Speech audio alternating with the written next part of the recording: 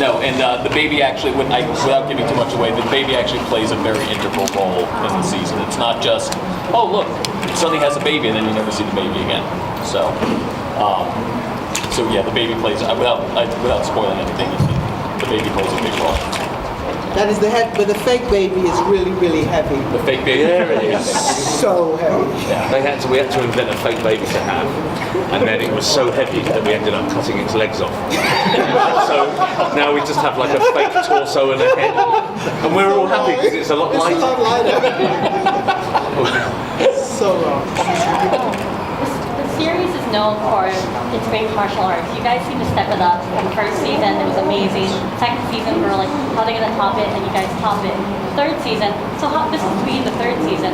How did you guys make sure you added more adventure than you did the second season? Because that was just intense with the Baroness and all the bears fighting finally. Right. So how are you topping it for this season? Well, first off, we're in the middle of a war. So Baron Chow and the Widow are in the war, which definitely ups the stakes, and we see the front lines of the war.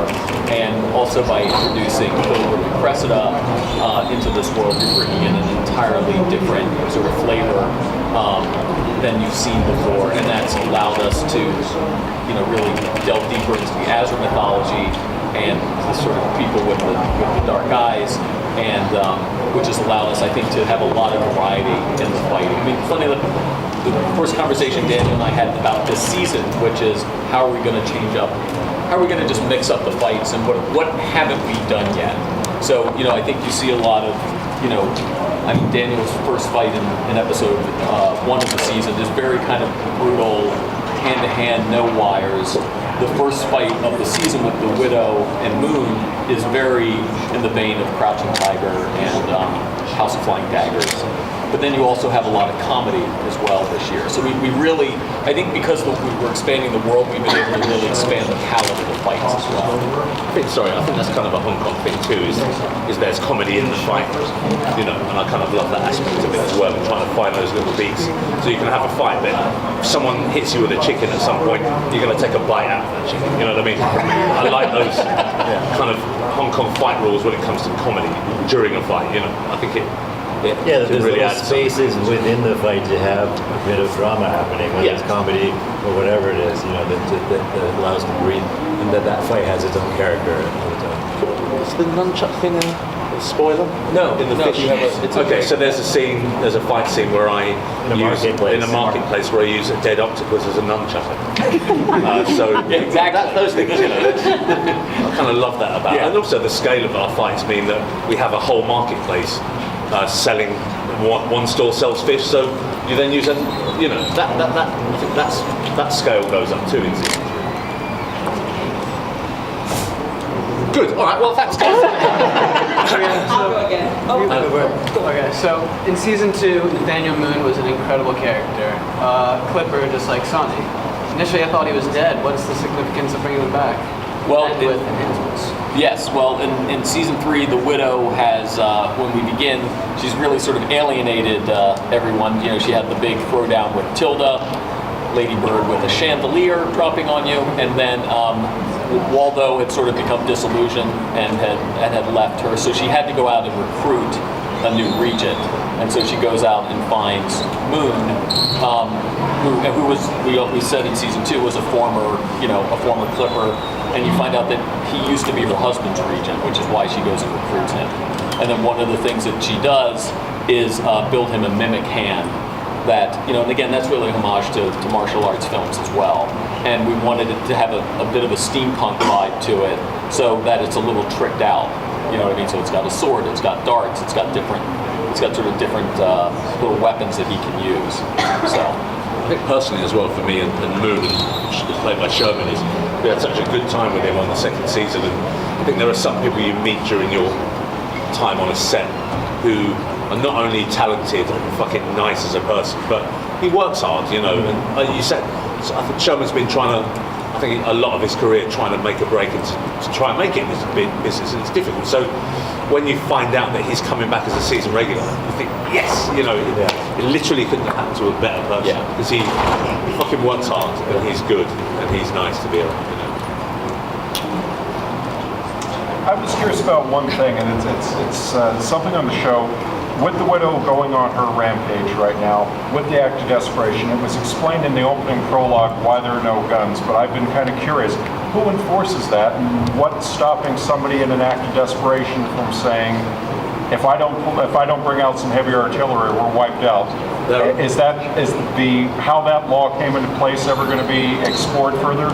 It's happening right now in the country. Yeah. So what happens today means that there are no guns in 500 years. No, but the idea was that in the mythology, it was 100 years ago when these barons sort of pulled the world out of the Dark Ages in this Foundation Treaty, and they banished guns. So you've had 100 years where people haven't seen a gun, haven't made a gun, they don't know what guns are. So that's really frankly how we explain it in this world. There will come a time when that element of the show comes back into it. It's not something, frankly, you're really going to see this season. But the idea is, you're in a world that hasn't seen something for 100 years, and it's not like they have access to technology or the history books to even know what they were. So it's just a world. They don't know what a gun is. Yeah. There's a lot of world building in the show, obviously. What are some of your biggest influences for post-apocalyptic movies, TV show, anything like that, and how far ahead have you planned for the story? Well, interestingly, I'll tell you what our influences weren't, which were not Mad Max, not Blade Runner. Because that's basically, both of those movies came out in 1982, and they have influenced post-apocalyptic world building for the last 35, 40 years. So what we really tried to do was lean into more of, Sergio Leone, Chinese cinema, historical cinema, and Japanese samurai films. So I think that's why the world has a lot of color in it. That's why it's a dystopian future, and there's certainly no, electronics. But we wanted the world to have color. We didn't want to be Book of Eli. We didn't want to be, frankly, every other post-apocalyptic show that you see or movie. So the widow has lost her way as the savior to the disenfranchised. So is someone going to pick up that mantle? Well, I would say the widow's trying to pick up that mantle. She's really trying to sort of get herself, back. Yeah, she's like, yeah, good luck with that. But I think she, and the things that she did in season 2, she's going to have to deal with. You know what I mean? And come to terms with them. So they're not things that we just oh, that happened, and now we don't talk about it anymore. I mean, it's something that's very much dealt with. Yeah, I think it continues to be an emotional struggle for her dealing with that.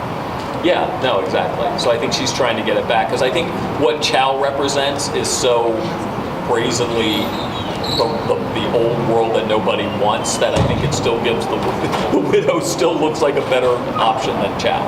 So we'll see. Lorraine, can you talk about your hand in creating Cressida and what you needed to know about the show to get up to speed fast enough to jump right in? I watched the first 2 seasons back to back, and realized that I hadn't seen anything like this on television.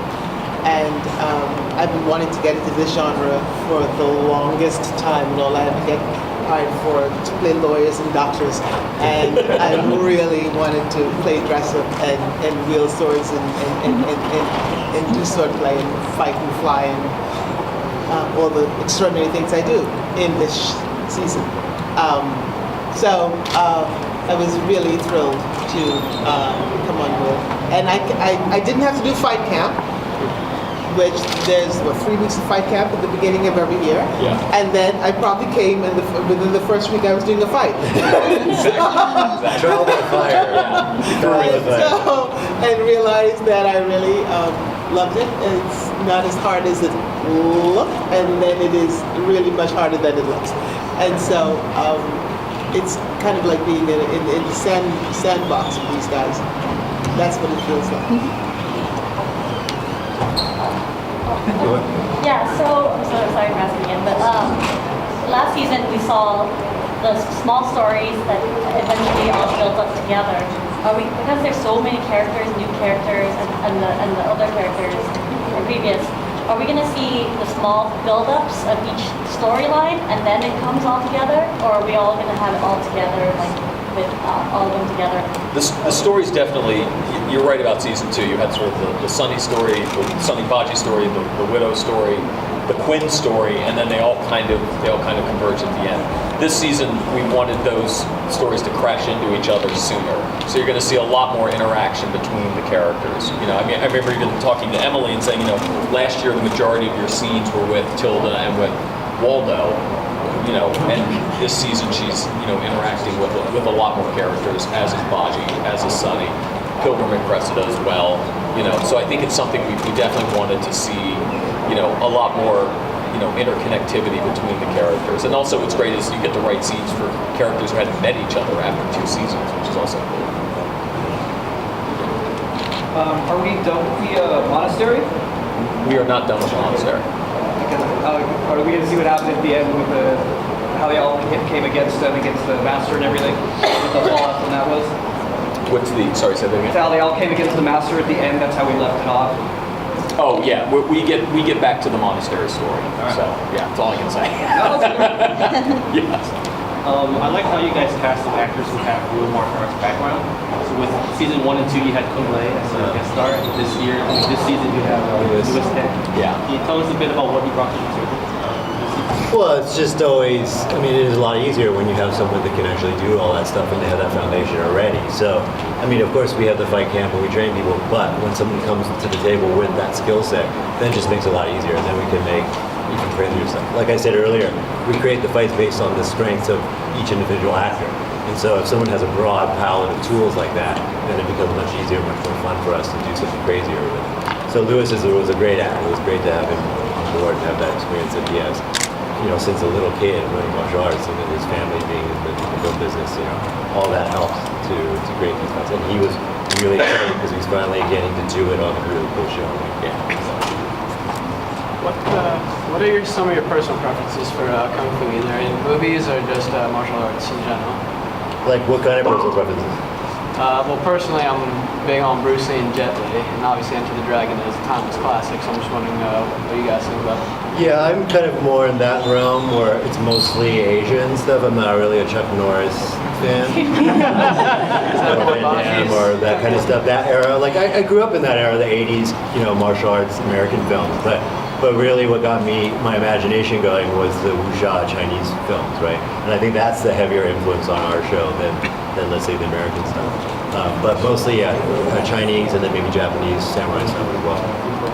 So Quinn is dead, so is Vale. The Widow is sort of out of place, and obviously these are all power players, but they're also really symbolic of themes of fatherhood and motherhood. So how are those 2 themes going to change with the players changing this season? What are those 2 things going to look like, if you can share, this season that it might not have looked like last season? Well, I think, first of all, you have Sunny as a single samurai father who's fighting for his son. You have the Widow and Tilda who are going to have to find a different version of their relationship. When we meet them again at the beginning of the season, Tilda and the Widow are very much at odds. But I think it's like a lot of, it's a lot of young women and their mothers, and I have an 18-year-old daughter and a wife, and it's fun to watch every day.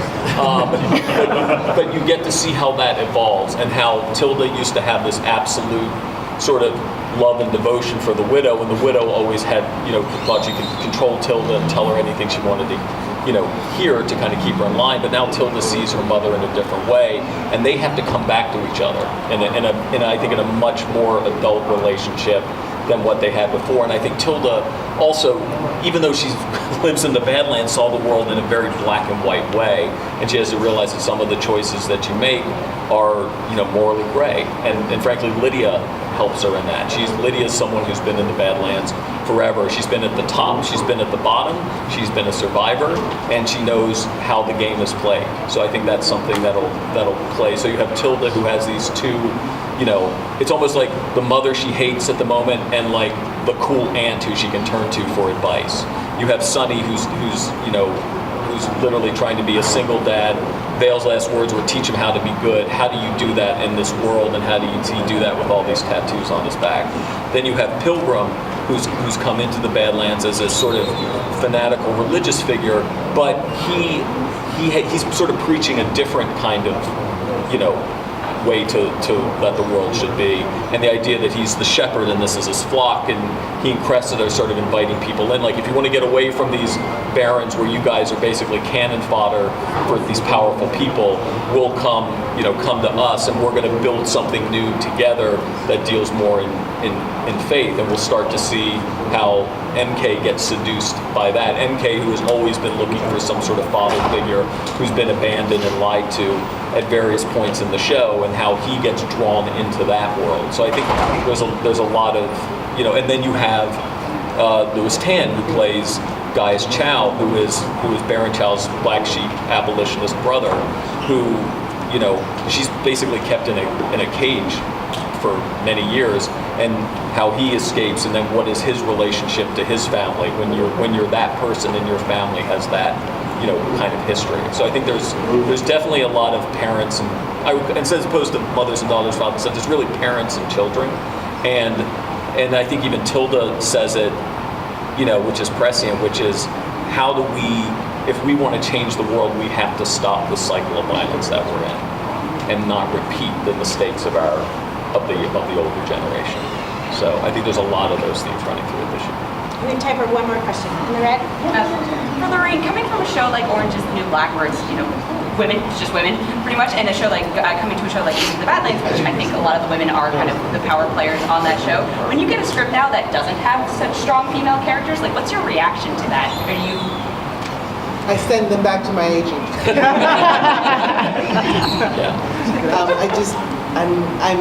I'm so not interested in those anymore, and I'm also not interested in playing. I've gotten very, very spoiled. I'm not interested in women who are archetypal and only represent one thing. I want dimension and complexity and interesting, unpredictable women. I like the danger of unpredictability.